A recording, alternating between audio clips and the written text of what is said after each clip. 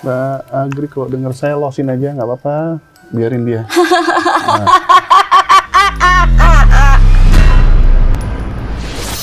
Jangan diusir, nggak mau diusir. Sampai harus ada tindakan medis juga, jadi ada bedah minor.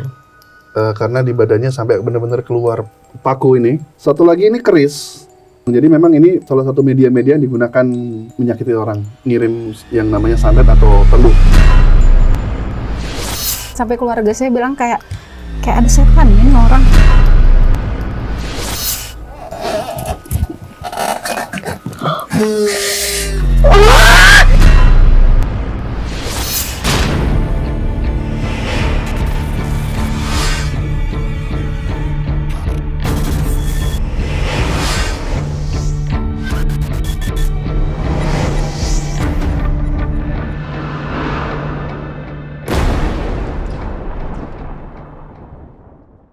Selamat malam pemirsa Ganjil, kembali bersama saya Dr. Adrian. Malam ini kebetulan saya menjadi host tamu nih di Ganjil. Nah, dan malam ini saya tim Ganjil kedatangan 2 tamu. Di sini ada Mbak Eva dan ada Mbak Agri. Jadi ini adalah salah satu request ya dari sekian banyak pemirsa Ganjil yang DM ke Ganjil untuk pengen konsultasi dengan saya, dan kebetulan malam ini kesempatannya. Mbak Eva mungkin bisa perkenalkan diri dulu, silakan. Halo pemirsa Ganjil, perkenalkan saya dengan Eva. Malam ini saya akan coba berkonsultasi dengan dokter. Siap. Mbak Agri, silakan. Halo, namanya saya Agri Norin Agesti. Saya berasal dari Cirebon. Saya akan mediasi untuk persoalan medis non medis aku dengan dokter. Terima kasih. Nah, kita mungkin mulai dari Mbak Eva dulu nih. Oke, nah, dokter. Udah sering lihat saya di Ganjil dong, podcast saya. Iya, betul. Udah sering lihat, Dok. Jadi makanya senang banget malam ini bisa ketemu sama dokter. Nah, jadi gimana? makanya saya mau mencurahkan dan pengen coba dokter baca atau konsultasi gitu ya, terkait dari masalah hidup atau pribadi yang menurut saya tuh harus ada titik keluarnya sih. Jadi so far yang saya rasain, saya ngerasa hidup saya itu sebenarnya kalau di mata orang-orang tuh seperti perfect ya. Apa yang diinginkan orang lain. Perempuan tuh kayaknya pengen seperti saya gitu. Tapi kenyataannya saya tuh malah ngerasa kayak kosong. Kayak selalu ngerasa kosong, selalu ngerasa kurang gitu sih. Padahal seharusnya apa yang saya punyai saat ini itu tuh membuat orang-orang tuh sebenarnya seharusnya bersyukur. Wah, hebat ya dia misalnya punya karir yang bagus. Wah, hebat ya dia juga punya muka yang cakep ya. Hebat ya punya suami juga misalnya yang baik. Tapi bagi saya nggak tahu kenapa ya. Saya tetap ngerasa kurang, saya tetap merasa kosong. Atau yang separah-parahnya saat ini sih saya sampai yang untuk yang kayak ibadah, sholat gitu aja pun saya kayak orangnya kayak sulit untuk nurut. Padahal saya tuh berada di lingkungan yang misalnya ya keluarga, suami, mertua, orang tua semua tuh yang soleh, religius. Dan cuma saya sendiri yang nakal itu sih. Saya juga nggak tahu sih sebenarnya saya tuh kenapa. Saya juga bahkan saya nggak ngerti sih, Dok. Mungkin dokter bisa bantu solusi apa gitu. Sebenarnya yang terjadi itu kenapa sih? Oke, kita mulai dari Mbak Eva. Tanya kenapa kok saat ini usia berapa, maaf? 40 tahun. Sudah punya suami, sudah punya anak. Secara ekonomi juga cukup.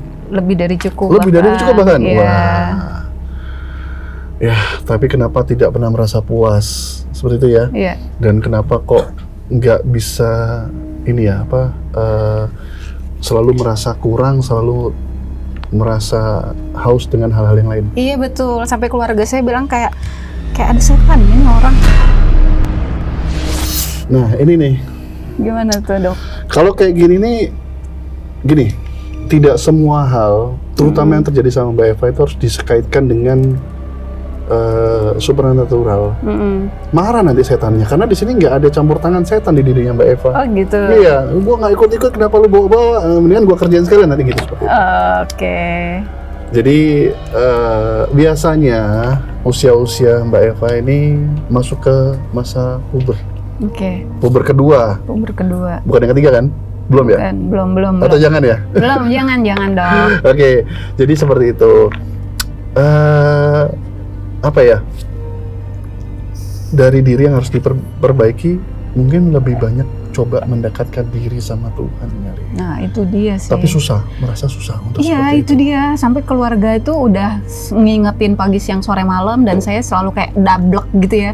Ini apa ada setannya nih di dalam ya? Maksudnya disuruh ibadah, suruh apa, kok juga jadi susah banget nih orang.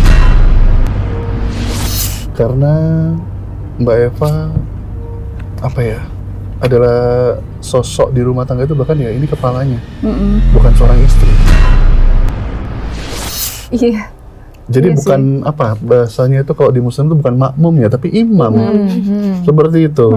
Ya karena akhirnya kebebasan mungkin yang diberikan sama suaminya, ya akhirnya kemana-mana. Jadi kayak semena-mena gitu Semena-mena. ya. Kayak suka-sukanya, Karena semena-mena. jadi gini, apa kalau kita bilang apa yang salah dengan Mbak Eva? Kalau secara umum saya bilang tidak ada yang salah. Tapi mungkin lebih ke apa ya, budaya Mbak. Kita hidup di daerah timur nih, khususnya Indonesia. Jadi mungkin akan, apalagi seorang wanita ya, mungkin akan masih dinilai sedikit tabu kalau seorang wanita yang apalagi yang sudah punya istri, punya suami, punya anak, tapi masih suka main di luar. Ya, suka main di luar, masih suka ini itu di luar. Itu lebih ke moral mungkin ya, lebih ke apa ya, kayak kurang cocok dengan budayanya Nusantara yang timur ini, yang kita ini masih lumayan apa ya, religius lah seperti itu. Tapi kalau dari sisi apa yang akan apa saya ini ada gangguan atau saya ini dikerjain orang, itu enggak. Kalau menurut dokter nggak ada ya? Nggak ada. Dari kelihatan mata batinnya nggak ada yang seperti itu ya. Memang itu lebih ke pure sifat atau mungkin dari lebih tepatnya karena Anda sekarang itu belum merasa cukup puas dengan apa ya? Kalau mungkin kalau orang sekarang bahasanya lebih bukan banyak maunya. Kayaknya dulu nakalnya kurang. Mungkin dulu waktu mudanya karena masih single, karena masih harus satu rumah sama orang tua, mungkin dulu terpaksa harus nurut, ikut. Jadi begitu sudah lepas, sudah berkeluarga, mulai kenal dunia luar, nah jadi nakalnya telat kalau orang bilang. Bener sih, mungkin itu ada benernya juga sih dok. Ya.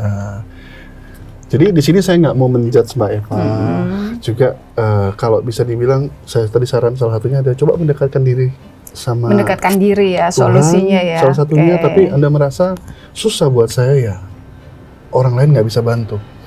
Yang bisa bantu diri Anda sendiri. Mungkin di sini apa ya, saat mau melakukan hal-hal yang sekiranya kurang baik, mungkin Mbak Eva lebih bisa ingat ke anak. Anak perempuan atau laki-laki? Perempuan, laki ada. Perempuan ada, laki-laki ada. Mungkin bisa lihat dari sisi anak perempuan. Kalau saya seperti ini, terus bisa-bisa jadi satu contoh nih. Karena kan anak itu kan pasti melihat dari apa yang orang tuanya lakukan. Apa Anda nggak merasa apa ya, sayang kalau nanti saat Mbak Eva udah masuk usia 50-an dan anak itu sudah mulai dewasa, dan nanti Anda bisa melihat diri Anda sendiri di anak Anda. Jangan juga sih. Seperti itu. Jangan sampai. Apalagi anak sudah mulai besar. Betul. Anak-anak sih udah pada besar semua. Jadi dari situlah mungkin bisa jadi satu rem supaya Mbak Eva bisa lebih membatasi diri. Mungkin pelan-pelan dari anak. Dengan cara lihat anak. Dari sisi suami, mungkin suami apa ya, nerima aja. Benar. Mungkin dari sisi anak melihat situ. Jangan sampai nanti saat saya sudah usia saya bertambah, udah di angka 50-an, dan saya ngelihat anak saya pergaulannya seperti saya kemarin atau seperti saya hari ini, kira-kira saya sakit nggak? Kalau kayak gitu ada kayak pengobatan medisnya nggak sih dok untuk memperbaiki mental yang udah aku lakuin gitu? Ada nggak sih kalau yang kayak gitu? Anda nggak sakit kok, apa yang harus diobatin secara medis Gitu ya? maupun secara non medis? Gitu ya? Ya, enggak. Anda nggak sakit, Mbak Eva sehat, sehat walafiat. Dan Anda melakukan Kayak nggak semua perlu ini, ke psikolog gitu-gitu juga nggak ya? saya rasa nggak perlu. Oke. Saya rasa tidak perlu, karena Mbak Eva tidak punya kecenderungan yang maksudnya ambigu atau di luar nalar, enggak. Anda saat ini hanya sebenarnya normal secara manusia ya, puber kedua. Nah, untuk ngebatasinya dari diri sendiri ini tadi. Mungkin nggak bisa instan, tapi mungkin pelan-pelan melihat ke anak saya nih, udah mulai besar. Kok dia melihat ya, mama saya kok begini-begini. Nanti takutnya dia akan mencontoh saat dia sudah berkeluarga, dia akan seperti itu. Nah, Anda nanti seperti apa? Melihat hal seperti itu tadi. Seperti itu. Itu salah satu contoh. Apalagi kalau sampai nanti, maaf ya, Mbak Eva melakukan sesuatu yang salah di luar. Betul. Nanti ada Keributan yang bawa ke keluarga. Kalau misalnya bisa diselesaikan hanya dengan suami yang tahu, oke. Tapi pas mana? Jadi lebih ke sisi moral. Harus mikir jangka panjangnya. Betul. Sama efek-efek resikonya ya. Seperti itu, Mbak Eva. Jangan cuma mikirin sesaat-sesaatnya ya. Senang sesaat. Saya paham. Banyak sih, saya nggak cuma Mbak Eva ya. Ada, nggak banyak tapi ada orang yang seperti itu. Jadi mungkin salah satunya dia nggak dapat kebahagiaan. Dari di dalam rumah tangganya, pasangannya. Terus, karena kan kebahagiaan itu nggak semata-mata hanya materi. Betul, setuju. Ya, saya paham di situ. Tapi ya itu tadi, saya nggak mau sok ngajarin yang baik atau nggak mau juga sok munafik. Tapi ya Mbak Eva harus bisa mengontrol diri. Terutama ada anak nih yang sudah mulai besar. Yang laki-laki pun seperti itu, jadikan contoh. Jangan sampai nanti anak saya seperti itu sama pasangannya. Iya sih. Nah, saat Anda nanti negor anak seperti itu, lah mama sendiri seperti itu dulu kan? Iya juga sih. Nah, itu. Oke dok. Ya, jadi ya itu tadi apa? Jadi mungkin kalau dari segi spiritualnya masih sambil belajar, mungkin liburan sama keluarga, ajak suami sama anak-anaknya liburan. Gitu ya. Iya. Iya sih, itunya kurang sih bener. Kurang. Lebih banyak komunikasi supaya bisa harmonis lagi. Iya sih. Karena kalau Mbak Eva sama keluarga, sama suami, sama anak-anak bisa harmonis lagi, insya Allah keinginan-keinginan yang sedikit menyimpang itu nanti pelan-pelan akan hilang sendiri. Tapi kelihatannya saya sama suami langgeng ya dok, apa gimana? Kedepannya, insya Allah langgeng. Karena penentunya bukan di suami, tapi di Anda. Bisa ya? Jadi selama saya masih mau bertahan. Betul. Kalau saya mau bisa gitu. Ya, tapi bisa kelihatannya saya itu. memang menikah itu akan sekali seumur hidup apa? Kalau saya sekali. Oh, insya dokter Allah lihatnya ada, sekali ya? Ya. Oke. Betul. Karena sampai sekarang pun untuk dari sosok suami, Mbak Eva saya lihat memang sudah ada di titik nyaman. Dalam arti Mbak Eva mau keluar mau cari kesenangan sendiri, tapi tetap buntut-buntutnya akan pulang. Iya benar. Gitu loh, akan pulang. Benar. Karena Mbak Eva pun masih sadar kalau di luar itu hanya buat kesenangan saya. Betul, kesenangan sesaat doang. Ya, jadi kan sebenarnya gimana caranya untuk mengurangi bahkan menghilangkan yang ini supaya bisa utuh di sini. Mungkin jadwalin liburan sama keluarga. Gitu ya. Iya, glamping atau gimana, kan banyak sekarang tempat wisata. Jadi supaya komunikasi itu harmonis ya. lagi. Karena kalau kayak gini Mbak, salah satunya Mbak Eva efeknya adalah yang dilihat anak-anak sih. Iya sih. Kalau Mbak Eva terus seperti ini, atau otomatis antara ibu sama anak-anaknya komunikasi pasti kurang. Anak bisa nggak terbuka curhat? Nggak deh kayaknya. Bahayanya di situ. Jangan sampai kita menciptakan sisi negatif kita di anak-anak kita. Iya sih. Seperti itu. Ya, jadi ya itu tadi siapa? Karena masih bagus kondisi Mbak Eva sekarang ini, nggak terserang sesuatu hal-hal yang negatif. Takutnya nanti kalau ini dibiarin terus, Anda berjalan dengan cara yang seperti ini terus, dari yang Ada serangan-serangan dari luar yang ganggu ya justru ya. Itu nanti ngobatinnya akan lebih susah lagi. Lebih susah lagi ya. Kalau saat ini kan dari Mbak Eva sendiri. Kurang lebih seperti itu sih Mbak Eva. Oke. Ya, jadi sebenarnya nggak ada case yang berat atau yang besar. Jadi untuk case-nya Mbak Eva ini obatnya adalah diri Anda sendiri. Bisa kontrol diri sendiri Bisa ya kontrol dan diri bisa sendiri. lebih bersyukur kali ya. Betul. Jadi semua udah merasa bahagia sendiri, jangan Betul. Lebih jangan baik pengen lebih baik kalau perfect bisa. perfect gitu sehingga mencarinya di luar Kenapa nggak coba mengobati yang sudah ada daripada harus mencari di luar? gitu ya. Iya dong. Obatin yang sudah ada. Ya memang pada dasarnya sifat manusia ada bosennya, tapi ya kalau kita bisa coba bersyukur dengan melihat anak-anak juga, obatin yang ada, sudah ada. Daripada kita harus cari di luar. Iya sih, benar juga sih dok. Anda juga nggak tahu yang di luar itu seperti apa. Hanya kelihatannya mungkin bagus, tapi nggak tahu di luarnya seperti bagaimana. Iya Di betul luar juga sih. pengawasannya Mbak Eva seperti bener apa juga kan nggak sih. tahu Iya juga. benar. Ya. Bener juga sih. Gitu. Ya oke lah dok, makasih banyak ya kalau gitu Sama-sama. untuk konsultasinya. Jadi begitu pemirsa ganjil, untuk Mbak Eva ya mungkin bisa jadi satu pembelajaran juga ya buat teman-teman Iya. ganjil ya di luar sana ya, yang kurang lebih punya pengalaman yang sama, entah itu dari laki-laki atau dari perempuan. Karena sebenarnya semua sama aja. Ya saat kita udah mulai kehilangan arah, padahal kita sudah keluarga yang utuh, ya kita harus coba ngerem itu semua dengan melihat anak-anak kita, ngelihat pasangan kita yang mungkin sekarang di mata kita tuh kayaknya itu udah lihat dulunya perjuangannya gimana, seberapa besar effort pasangan kita dulu saat mungkin pernah berjuang sama-sama kita dari kita nol, seperti itu Mbak Eva, Iya ya. sih, oke. Jadi kalau kita bisa menghargai hal seperti itu, insya Allah nanti pubernya itu akan teralihkan, nggak ke hal-hal yang Kayak gitu kurang ya, baik. mungkin yang lain ya.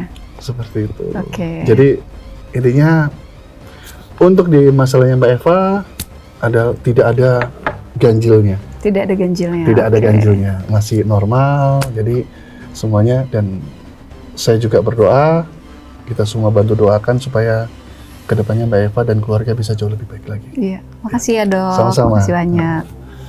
Oke, kita masuk sesi kedua nih. Oke. Nah, sama Mbak Agri. Mbak Agri, gimana? Ada yang mau diceritakan? Ada yang mau dikonsultasikan sama saya? Iya, sebelumnya kan sudah berobat dengan, bukan berobat sih, lebih ke mediasi ya sama Dokter Adrian. Ya sebelumnya kan aku juga ngerasain di dampak, kalau tadi kakaknya tidak ada medis dan non medis ya tadi ya. Iya. Ada. Karena natural aja, karena emang dari diri kitanya sendiri. Kalau aku kan emang dari luar tuh dok. Jadi kan sepanjang perjalanan hidup aku yang paling titik hancur kan ini, dan aku merasakan hal-hal ganjilnya ya di tahun ini di tubuh aku termasuknya. Kan sebelumnya juga dokter udah paham. Oh iya, pemirsa ganjil, mungkin saya sedikit kasih clue ya. Jadi Mbak Agri ini beberapa hari yang lalu, baru 3 hari yang lalu, 4 hari yang lalu, memang sempat bertemu dengan saya secara pribadi. Jadi saya ada melakukan pengobatan khususnya non medis sama Mbak Agri sampai betul-betul di luar nalar. Nanti mungkin beliau sendiri akan menceritakan. Jadi saat ini masih dalam proses pemulihan. Gitu. Silakan lanjutkan Mbak Agri. Udah dampak dari kejadian-kejadian itu kan 1 tahun inilah kejadiannya. Sebelumnya aku emang ada hal yang emang aku di badan aku emang nggak tahu kenapa kalau ada hal-hal kayak Isra Miraj, kayak Suro, kayak gitu-gitu, aku ngalamin di tahun kemarin itu. Suro itu keluar dari kandang rumah lah, dari apartemen. Dari rumah itu aku ngerasa udah emang gak enak, tapi aku maksain keluar. Di Suro tahun kemarin itu aku keluar dalam keadaan sadar, tapi aku pingsan sampai 3 kali.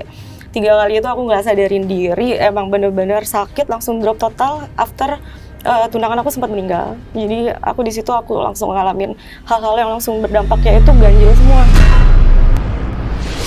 Dari ekonomi, pertemanan dihilangin, ditambah kayak sisi batin aku tuh kayak kehilangannya emang bener-bener, wah ini bukan sosok aku banget, kayak ngerasa semuanya emang pure, jauh dari aku. Aku dihantamnya sama persoalan ekonomi ya, terutama itu aku ngerasain dampak-dampak itu juga. Akhirnya kesakit, aku ada luka, sempat ada luka di tulang ekor karena ada autoimun juga itu, tapi sampai saat ini berangsur tidak nggak membaik ya, maksudnya dia kering tapi selalu basah di tulang ekor. Nah akhirnya dari autoimun itu juga biru-biru, kadang-kadang badan kalau misal udah stres berat itu biru-birunya nggak wajar juga, kadang juga ngerasa sakit ini bukan yang umum lah kayak, tapi aku ngerasa ya udah deh positifnya aku ya selalu bisa menyembuhkan diri aku sendiri sejujurnya. Tapi ya dalam 1 tahun itu aku udah beranjak yang kayak gini, aku udah nggak kuat overload di baru yang kemarin dokter.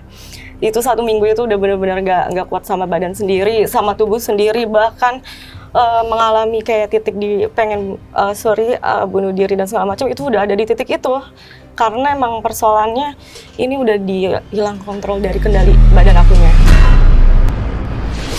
Terus akhirnya kan aku konsul akhirnya ketemu sama dokter dan alhamdulillahnya terselamatkan. Ya aku nggak tahu, terima kasih juga sama dokter juga karena ini kan kita non medis ya, aku nggak tahu di rumah sakit juga kadang suka berobat juga, tapi kan nggak terlalu detail di dalam tubuh kita ada apa dan segala macam yang akhirnya terangkat dan terkuak juga apa yang ada di dalam tubuh. Mungkin aku mungkin ada dosa atau apa kayak gimana sama orang perihal di luar itu, tapi aku tidak menyadari, tapi aku selalu meminta ampun aja sih kalau misal pun aku ada salah. Sebelumnya padahal sudah sempat berobat kemana-mana juga ya? Udah, aku ada spiritual juga kok. Aku kan asal Cirebon, jadi aku ada spiritual juga. Tapi kan karena dampaknya aku ada di kota ini, jadi aku ya nggak berobat lagi udah gitu. Ya. FYI untuk teman-teman ganjil, jadi bahkan sampai kemarin tuh saya menolong Mbak Agri ini sampai harus ada tindakan medis juga. Jadi ada bedah minor.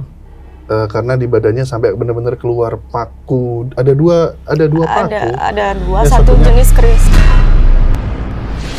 Bukan paku ya, satunya keris ya, seperti keris. Potongan Tapi keris. Potongan keris, satunya lagi tuh. Ya? Oh, boleh. Boleh, ada bisa. di dompet. Nggak apa-apa ya berarti Nggak ya. apa-apa. Aku juga awam sih soalnya ya karena emang, tapi aku lihat dari mata sendiri. Jadi bukan masalah awam atau enggaknya. Aku sendiri orang Cirebon juga nggak ngerti ini apa. Jadi Tapi ada 2 yang keluar, satu paku ini. Ya, jadi ini paku karat. Jadi ini proses keluarnya setelah saya ritual kan memang tetap ada tindakan medis bedah minor untuk mengeluarkan ini.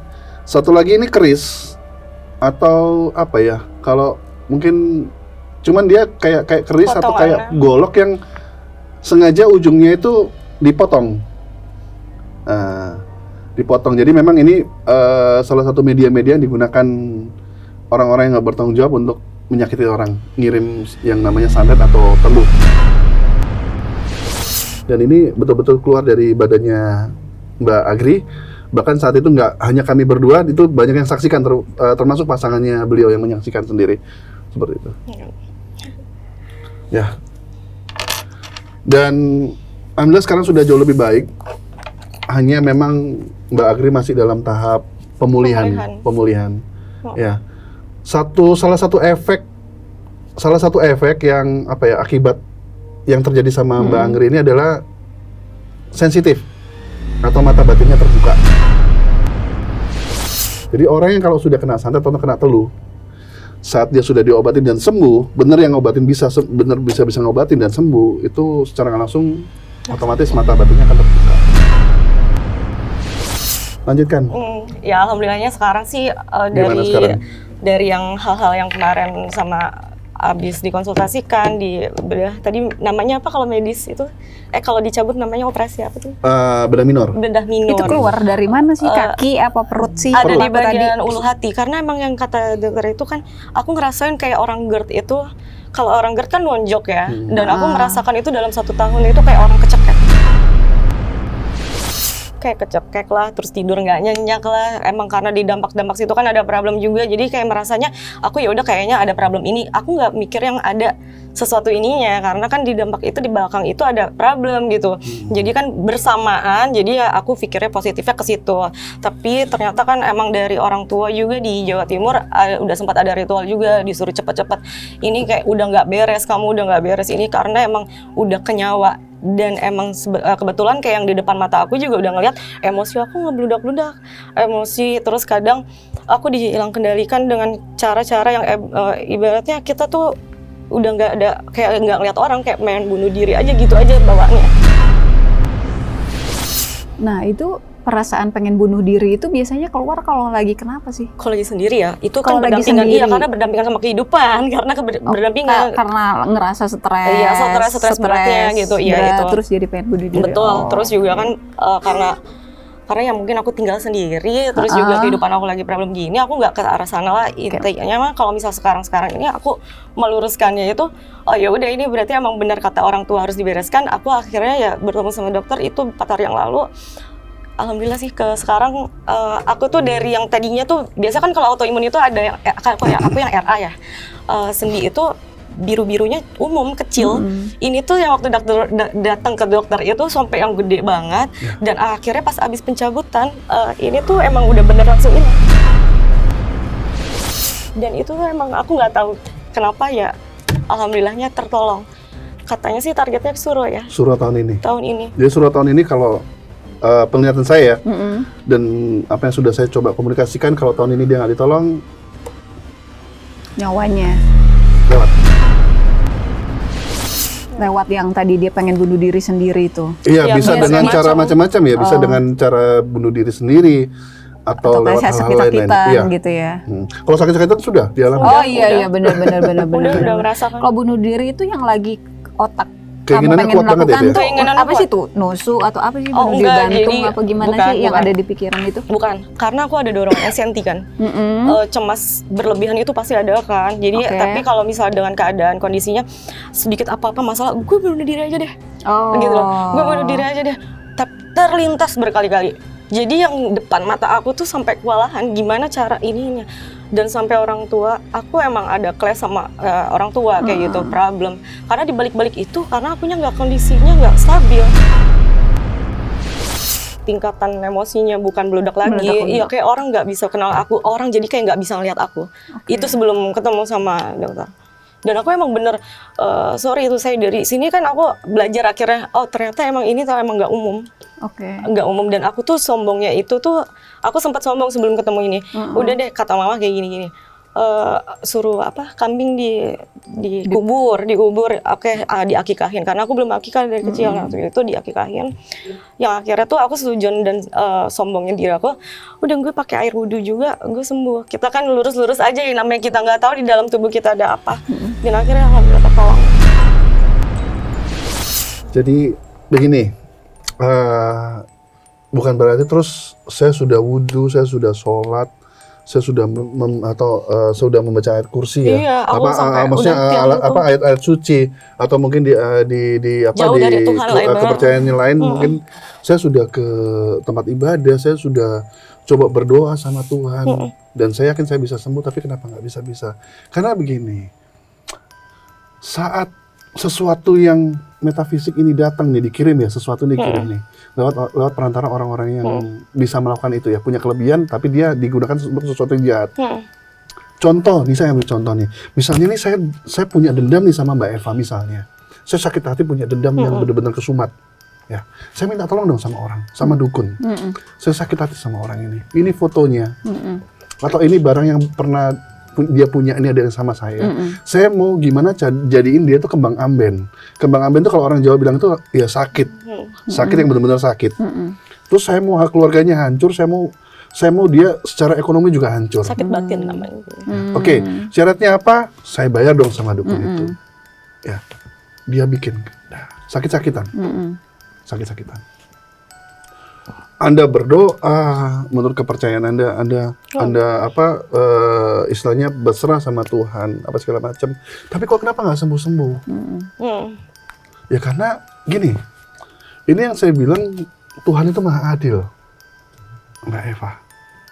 Kita manusia ini diciptakan sebagai makhluk yang paling sempurna, bahkan lebih sempurna daripada malaikat itu sendiri. Ya, jadi ya Tuhan nggak mau kita cuman dikasih cobaan terus kita cuman berserah. Iya, Ada yang namanya kalau di Muslim itu ikhtiar lah, betul. berusaha lah cari obat. Betul.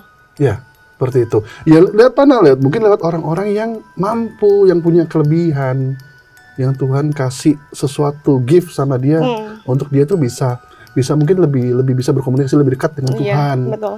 Terus kalau di Jawa ada leluhur, nah seperti itu ya. Apalagi yang saya keturunan, saya nggak belajar hal seperti ini.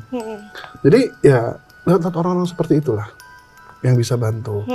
Yang penting banyak orang yang bisa melihat kok, banyak orang yang bisa tahu, menebak atau apapun cara baca. Oh kamu sakit ini, kamu dibikin ini, kamu disantet, kamu diteluh sama si A, si B, si C. Tapi 1 dari 10 yang bisa memberikan solusi. Sebenarnya kita nggak butuh tahu siapa karena itu hanya cuman jadiin dendam kan ya. Iya, takutnya. Ya kan? Dan itu kan nggak terbukti. Jadinya seujun kita kira dendam ya kalau benar. Tapi yang penting solusinya apa? Benar. Berserah, maksudnya solusi dalam arti kamu bisa sembuh nggak? Mbak Eva ya. Dan alhamdulillah kamu sembuh. Tapi menyadari nggak sih ini tuh sebenarnya kamu pernah kenapa sampai ada orang yang jahat sama kamu tuh? Kira-kira pernah ditanya nggak ke orang-orang pinter yang pernah kamu datengin ini sebenarnya kamu tuh pernah melakukan apa sih sampai orang tuh sebenci itu gitu? Aku sejauh ini kan jadi aku fokus sama kendala aku ya. Jadi aku tuh kayaknya nggak sampai yang harus nanya. Pengen jadi first tahu. Iya. Jadi kayak aku ngerasa ditutupin. Jadi kayak gini loh. Kalaupun emang ini normal ya, ini orang normal pasti nanya-nanya ini gue kenapa, pasti ke psikolog lah, bahkan ke orang ini. Dan aku tuh sampai di titik ditutupin dengan kejadiannya kayak nggak ke spiritual lah. Terus aku juga, padahal kita ibadah nih, aku sampai ada di titik yang kayak Tuhan gue kemana? Gue ngerasa kok gue nggak punya Tuhan nih, gue kok maaf ya aku ada leluhur atau kayak gimana. Gue sampai kehilangan itu di titik yang kayak ngerasa aku tuh kayak, wah ini nggak bisa ini. Aku sampai yang udah bener-bener ngebrak sendiri diri aku yang ada di depan mata aku, temen aku lah yang sehari-hari bareng sama aku kayak gitu. Udah ini nggak kontrol dampaknya ke aku. Dia juga ngerasa kasihan, aku ngerasa kasihan lihat dia. Aku mau nggak bisa kayak gini juga. Akhirnya ngobrol sama yang satu tempat, akhirnya ditemuin sama dokter. Baru kayak itu karena emang sejauh itu kayak ditutupin juga buat telepon kayaknya agak susah gitu loh. Jadi pengen tahu kenapa jadi aku kayak terlalu kayak di otak aku dari kemarin kayak fokus sama kendala aku aja. Bahkan aku kayaknya ketemu sama orang-orang sekarang kayak gini baru kali ini lagi. Publish lagi aku kayak udah deh gue survive nih lillahi ta'ala. Ini udah dibuka jalannya. Gue kemarin diemin diri karena emang bener ketutup, belum dicabut itunya. Saking takut ya karena emang bener-bener ya kan namanya hidup ya. Kalau namanya hidup kayak kita mau speak up kalau kita belum ada dorongan dari diri kitanya gimana gitu loh. Pasti kita tumbang-tumbang juga. Ya akhirnya dibantu sama dokternya gitu. Ya. Terlepas dari itu semua, tetap Mbak Agri mulai sekarang itu harus lebih mendekatkan diri sama Tuhan, lebih banyak ibadah. Lalu sudah nggak usah punya pikiran aneh-aneh lagi, ya udah lepasin semuanya, udah nggak usah punya pikiran lagi. Oh jangan-jangan saya masih ada yang mau ngerjain lagi, saya takut nanti saya diserang lagi. Udah itu semua sudah berlalu ya. Fokus sama diri sendiri, bagaimana Anda bisa berkarya lagi. Betul. Bagaimana minimal Anda bisa berdiri di atas kaki sendiri tanpa harus disepelekan sama orang. Betul. Aku banyak ditinggalin orang gara-gara udah. Karena ini saking ya kayak gininya. Aku banyak banget. Dan emang kelihatannya orang-orang sini sekarang menjadi kayak aku ngeliatnya, oh ini benar manusia orang-orang. Sebentar ini dari tadi ada satu sosok yang ganggu banget soalnya ya. Dan kayaknya coba nabrak ke Mbak Anggri nih. Nah, iya. Kebetulan Mbak Anggri ini adalah salah satu orang yang diberi gift itu tulang wangi. Kalau orang Jawa bilang atau tulang bawang, tulang wangi. Jadi mungkin boleh teman-teman ganjil maaf mungkin ya, soalnya agak ini ya. Udah nabrak dari tadi terus. Nabrak banget. Mungkin boleh dikasih kesempatan ya. Mungkin ada yang mau disampaikan. Oke. Mau dibantu? Boleh.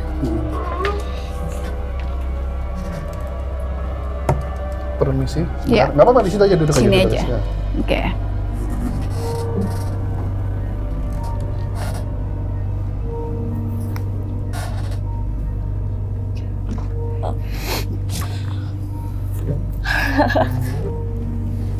Mungkin ada bantu teman di sini standby ya belakang ya teman-teman. Ini lumayan liar, cuman dari tadi dia berusaha nabrak. Jadi perempuan. Sebentar, mungkin halo, siapa namanya? Ada yang mau disampaikan nggak?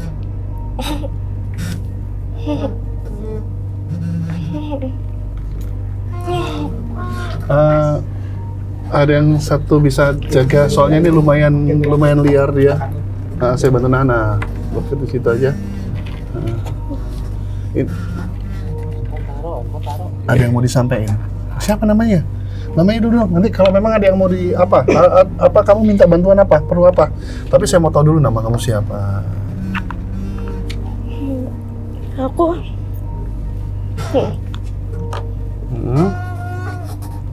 Kamu nunjuk siapa? Banyak soalnya di situ.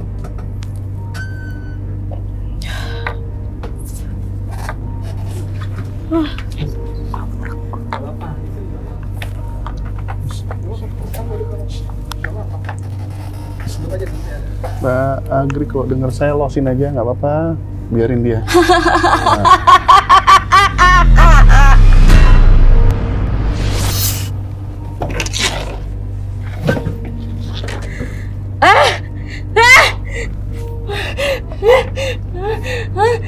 Cakep.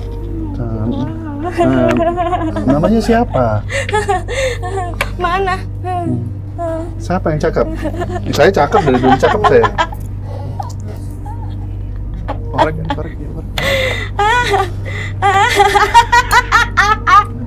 Nanti dulu. Namanya siapa? Namanya siapa? Cantik namanya siapa, cantik? Boleh bawa pulang nggak? Nanti dulu, makanya namanya siapa? Namanya siapa? Cantik namanya siapa? Nggak mau. Nggak mau? Terus kamu dari tadi berusaha nabrak masuk ke raganya Mbak Agri ini kenapa? Cantik. Cantik. Oh, cantik. Terus? Manja. Ada yang mau disampaikan nggak? Mau. Apa? Mau. Mau apa kamu? Mau apa? Kamu mau apa? Cariin apa? Saya mau komunikasi sama kamu, saya mau bantu kamu. Kamu mau dibantu didoain nggak? Tapi saya mau tahu dulu kamu siapa namanya. Kenapa kok kamu bisa jadi seperti ini? Nanti saya bantu.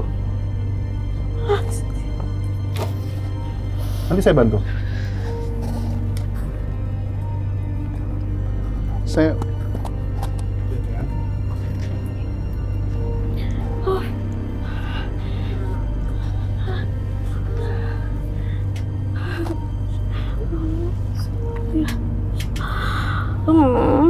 Agri lepas nah, ayo.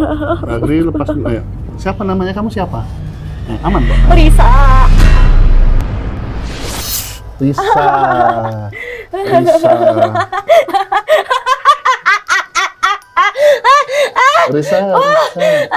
Risa asalnya dari mana, Risa?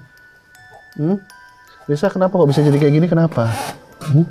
Risa kenapa jadi kayak gini? Aku nyari. Nyari siapa? Nyari aku. Nyari siapa, Risa? Risa nyari siapa, Risa? Risa nyari siapa, Risa? Boleh nggak? Boleh, nyari siapa? Nanti dibantu ya, dibantu ya. Tapi jangan ganggu lagi nanti ya. Kalau udah dibantu, nanti dibantu doa. Setelah itu jangan ganggu lagi. Jangan ganggu lagi. Ya? Saya mau di sini, mau di situ, aku mau di sana, mau di Ya, sana. nanti Jangan diusir. Nggak mau diusir. Tapi kamu nggak ganggu orang. Tapi kamu nggak ganggu kan? Enggak, aku suka sama seseorang sini. Siapa yang kamu suka di sini? Kenapa? Ada yang mau disampaikan nggak? Kenapa kamu bisa jadi kayak gini? Ada. Apa yang mau disampaikan apa? Apa yang mau disampaikan? Apa? Yang mau disampaikan apa? Saya mau tetap di sini. Mau tetap di sini. Itu aja. Ya udah. Mau minta satu. Apa? Mau minta apa? Bisa mau minta apa? Pulangin, tapi tetap mau di sini. Oh, tapi nggak boleh ganggu lagi ya? Ya, dipulangin ya. Oke?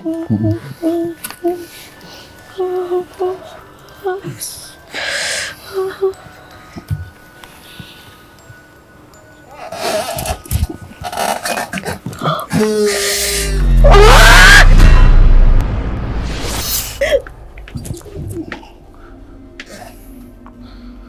air minum bentar. Tadi ada apa?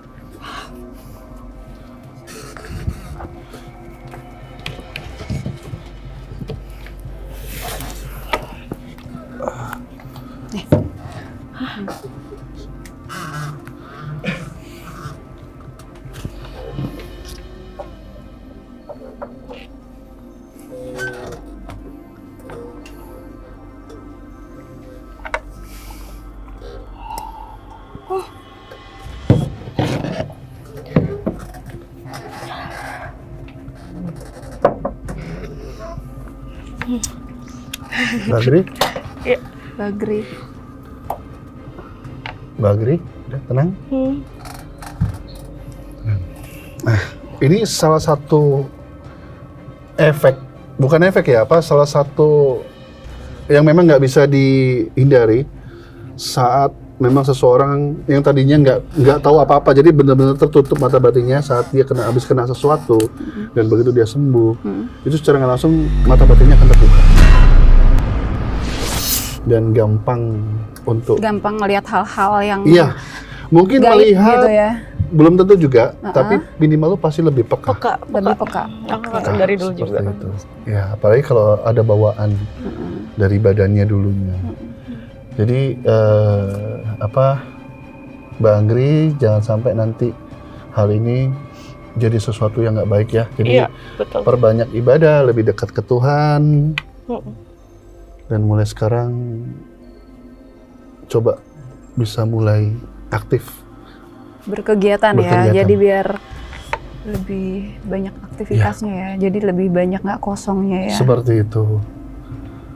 Ya, saya sampai speechless, nggak bisa ngomong ya. Nanti kita akan tetap bantu doa buat satu sosok yang namanya Risa. Jadi kalau membahas sosok tadi itu Rita apa Risa tadi? Risa katanya Risa. Risa. Dia ini korban sebenarnya. Jadi nanti kita akan coba bantu doakan lah. Saya sedih ngelihat kisahnya dia sampai bisa jadi seperti itu. Dan dia tetap masih mau main di sini ya? Ya. Dari belakang. Mbak Agri udah tenang? Ya. Ada. Udah tenang kan? Ada. Ya. Mungkin nanti kapan-kapan kalau pengen diasah sisi ganjilnya atau sisi spiritualnya, mungkin kapan-kapan bisa ikut saya atau nemenin saya. Kita biar bisa buka wawasan buat pemirsa ganjil ya. Boleh. Dalam arti saya nggak suka gimmick, bukan dibikin-bikin tapi benar-benar real. Udah tenang? Jadi nasihatnya yang tadi ya dok ya, biar dia. Nasihat buat Mbak Agri, nggak usah berpikir yang negatif lagi. Iya. Harus positif. Tekankan sama diri sendiri, saya sudah sembuh, saya sudah nggak kenapa-kenapa. Sekarang saatnya saya mikir gimana caranya saya bisa berkarya. Minimal saya bisa Survive lagi menghidupi diri saya sendiri, bisa survive lagi. Oke, bismillah. Bismillah. Makasih. Oke, buat teman-teman ganjil, kesimpulan dari podcast hari ini, mulai tadi dari Mbak Eva, cerita tentang problem rumah tangga, lebih tepatnya Mbak Eva ya. Lalu ada sesuatu yang besar ternyata di sini, ada Mbak Agri.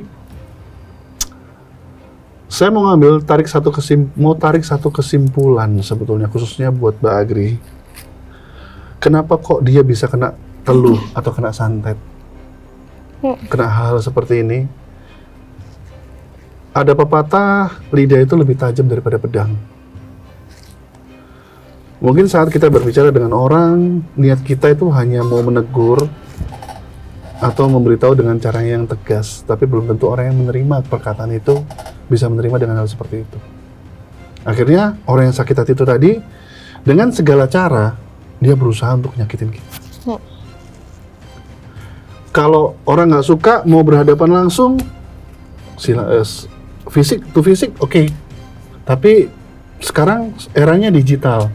Semuanya serba digital tahun 2026. Tapi sifat manusia sekarang sudah kembali seperti tahun 70-an. Tidak berani berhadapan langsung, tapi mainnya main belakang. Jadi buat pemirsa ganjil tetap hati-hati, tetap waspada. Karena kita nggak pernah tahu sesuatu yang buruk itu bisa kapan aja mendatangi kita atau menghampiri kita. Kita merasa kita nggak pernah berbuat salah sama orang, kita merasa tidak pernah menyakitin orang lain.